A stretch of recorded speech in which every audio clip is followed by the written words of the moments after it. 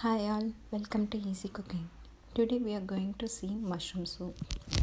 This soup gives extra energy if you are suffering with cold and cough because we are going to add more pepper into it. It gives an extra energy. Now let's see how we are going to make the soup.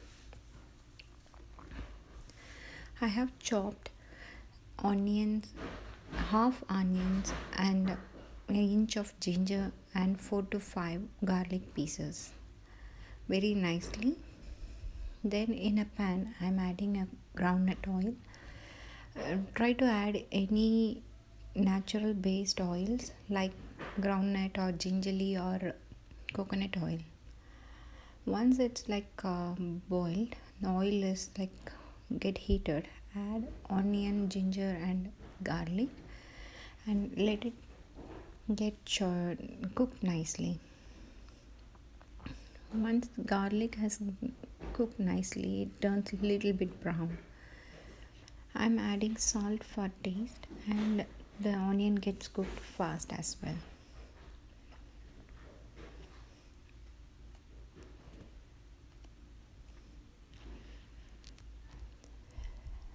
Let it cook nicely. Then I'm adding a half spoon of turmeric powder and 1 spoon of cumin powder and 1 big spoon of pepper powder.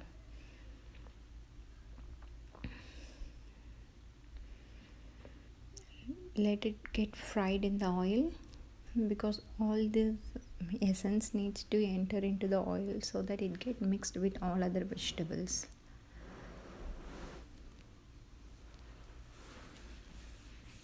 If you want, you can add garam masala, but I like to add only cumin powder and pepper powder. Here I am adding cabbage, cut cabbage in the mushroom soup. The reason is mushroom is used to be very soft once it get cooked, and it won't be that crunchy to eat. If you add very one handful of cabbage sliced into very nice pieces, gives you an extra crunchy to your soup. You don't feel that you are just drinking some kind of soft liquid, rather than you can bite something in your teeth. Now I'm adding cut very small roughly chopped mushroom. Here I didn't cut it into very small, I'm just making into a rough so that once it cooked it became very small, and I don't want to be in a uniform size so that you feel it won't be good for your teeth, mouth. When it is like a big piece and a small piece, it gives you an extra taste. I'm adding 2 cup of water. I've added 1 cup of mushroom and half cup of cabbage. For that I'm adding 2 cup of water. Here I'm using the corn flour to make little thick, the soup to thick, and I'm not adding refined corn flour. I'm not a good fan of refined corn flour, so I'm just taking the real corn which is made it into powder, that is like yellow corn flour.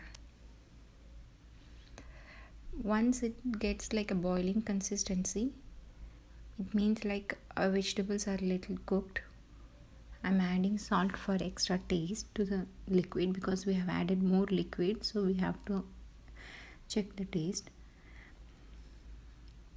And I have added the corn flour inside. Once you have added the liquid corn flour, you need to little bit stir it well so that it don't go and subside under the bottom. Let just stir nicely and close the lid. Once it comes to a boiling consistency, just switch it off, and you can garnish with coriander leaves and a small cut onions, raw onions. That gives the extra taste. Thank you.